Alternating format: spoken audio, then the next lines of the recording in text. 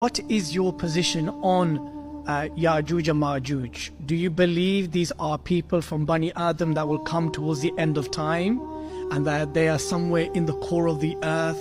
They're trying to get out, but one day they will say inshallah, and then they will get through, and then they will rampage madness towards the end of times? Or do you believe this is a group of people from Bani Adam who have already come and gone, who are currently here? I would like to believe that I'm a serious student of knowledge, and hence I don't have patience for nonsense. And at this age, when I'm past the age of 80, and I have been teaching and lecturing on the subject of Gog and Magog for 25 years now, I have made absolutely no headway at all. I've not been able to convince any scholar of Islam. So I am a solitary voice. So I can be excused if I sometimes show a bit of impatience and sometimes even anger. I recognize the Quran as absolute truth.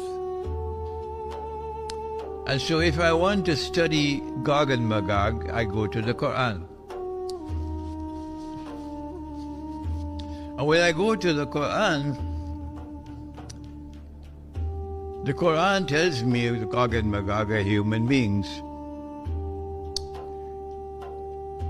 That they're human beings who have been created by Allah with extraordinary power.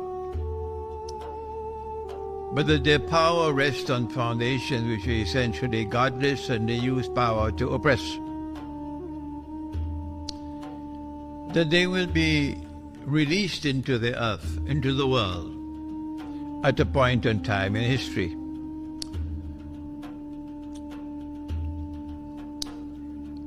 They were checkmated.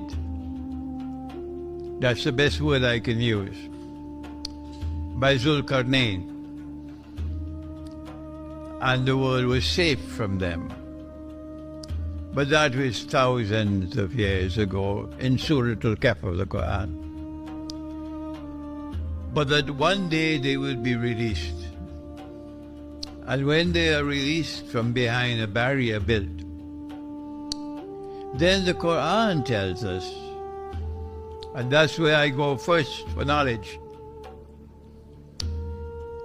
that they will then spread out in all directions. And hence, with just 5 rupees worth of common sense, that's all you need. 5 rupees worth of common sense. That if these are a people with such power, that even Zulkarnain could not fight them and defeat them, but had to contain them. That when they are released into the world and they spread out in all directions, it takes just 5 rupees worth of common sense that they'll take control of power in the world. And this, I speak slowly now, and this is an event which will occur only once in history. So if this has come and gone and you don't recognize it, you should go back to school.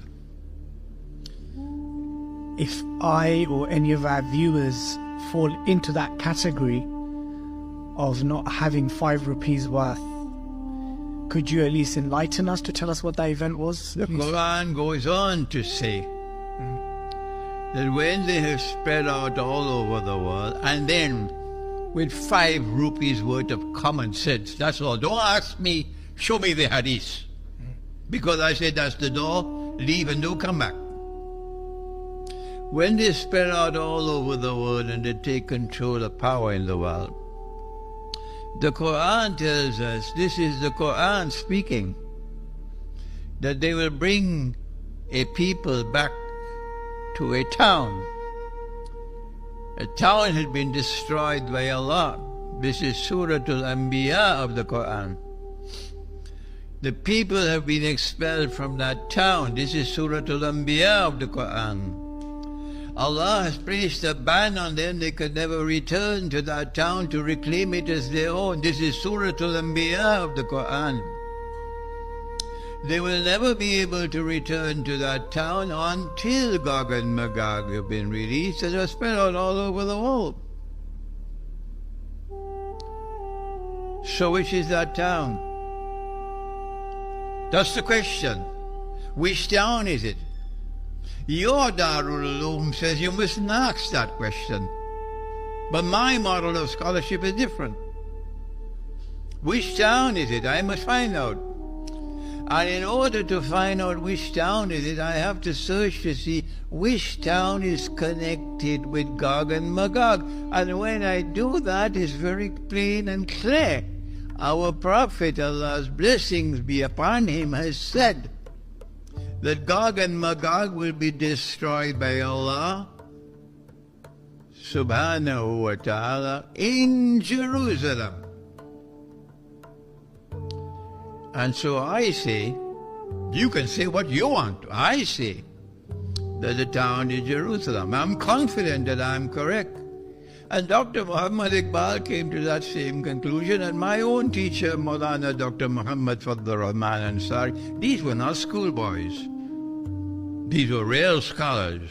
He also came to the conclusion that the town was Jerusalem, and I came to that conclusion. And hence the Quran is telling us, the Quran is telling us that Allah destroyed Jerusalem. The Quran is telling us that Allah expelled the Israelite people from Jerusalem. The Quran is telling us that Allah placed a ban on them, that they could never return to Jerusalem to reclaim it as their own until Gog and Magog have been released and they are spread out all over the world. And then with 5 rupees worth of common sense, they have taken control of power in the world.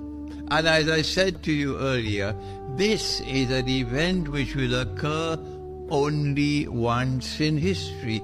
And if it has come and gone and you cannot recognize it, go back to school. So the Quran is telling us that when the Jews have been brought back to Jerusalem, after how long? 2,000 years. When the Jews have been brought back to Jerusalem to reclaim it as their own, which is at the heart of what is happening now in Gaza. Let me repeat that. Which is at the very heart of what is unfolding in Gaza.